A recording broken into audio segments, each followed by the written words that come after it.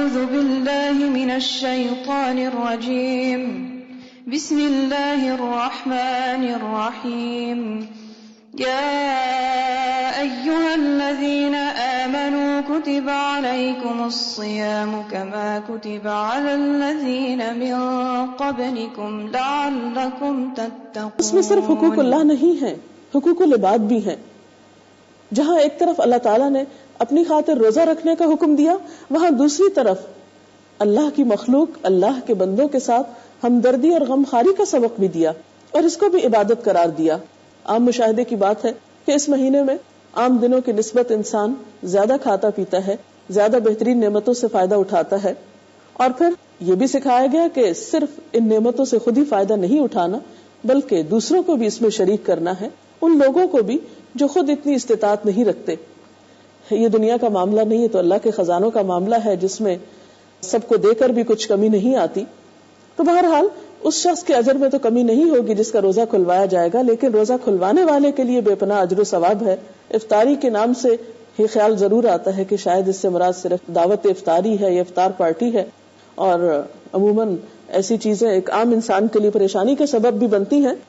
تو اس پہ پریشانی کی ضرورت نہیں ہے. اگر کوئی شخص کسی روزے دار کو ایک کھجور کھلا کر، یا اگر یہ بھی میسر نہیں تو صرف پانی کا ایک گھونٹ اگر کوئی دوسرے کو پلا دیتا ہے تو اس پر بھی اس کو اجر و ثواب ہے. اور اس میں آپ دیکھیے کہ یہ کام ہم میں سے کسی کے لیے بھی مشکل نہیں ہے.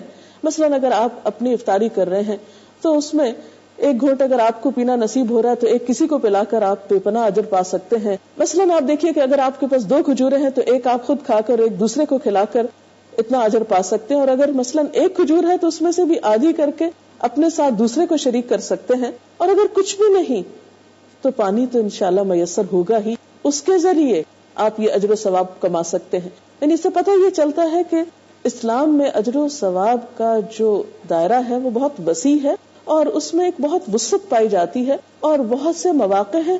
صرف توجہ کی بات ہے، نیت کی بات ہے، ارادے کی بات ہے، شوق کی بات ہے کہ کون اس راستے میں کس طرح بڑھتا ہے. تو بہرحال اس سے ہمیں کئی ایک کام کرنے کے پتہ چلتے ہیں، اور کچھ چیزوں سے بچنے کی طرف بھی توجہ دلائی گئی. لیکن حقیقت یہ ہے کہ یہ سارا مہینہ اجر و ثواب کے اعتبار سے اتنا بہترین ہے. اسی طرح ہم دیکھتے ہیں کہ ایک اور حدیث میں بھی آپ صلی اللہ علیہ وسلم نے فرمایا کہ جب ماہ رمضان کی اول رات ہوتی ہے تو بڑے بڑے سرکش جن اور شیاطین قید کر دیے جاتے ہیں، دوزخ کے دروازے بند ہو جاتے ہیں، پھر ان میں سے کوئی دروازہ نہیں کھلتا. جنت کے دروازے کھل جاتے ہیں اور ان میں سے کوئی دروازہ بند نہیں ہوتا، اور اللہ کی طرف پکارنے والا پکارتا ہے.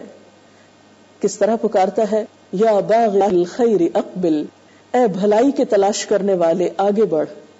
یعنی نیکیوں کا موسم بہار آ چکا ہے، اب وقت ہے جو کرنا ہے کر لو، غفلت نہ کرنا، سستی نہ کرنا کہ یہ موقع ہاتھ سے چلا جائے.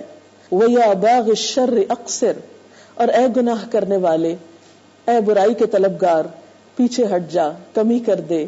اب تو وقت ہے کہ تم اپنے گناہوں کو چھوڑ کر اللہ کی رحمتوں میں پناہ لو، اپنی بخشش کراؤ.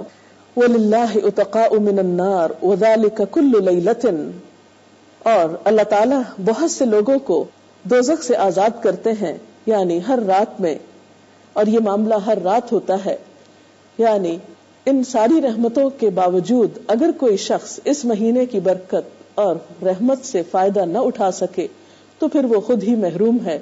لہٰذا ہم سب کو اس بات کی کوشش کرنی چاہیے کہ ہم اس مہینے کے اجر و ثواب سے پورا فائدہ اٹھا سکیں. جن نیکی کے کاموں کی طرف ہمیں متوجہ کیا گیا ہے ان سب کو ہم اپنے ذہن میں پھر سے تازہ کر لیں.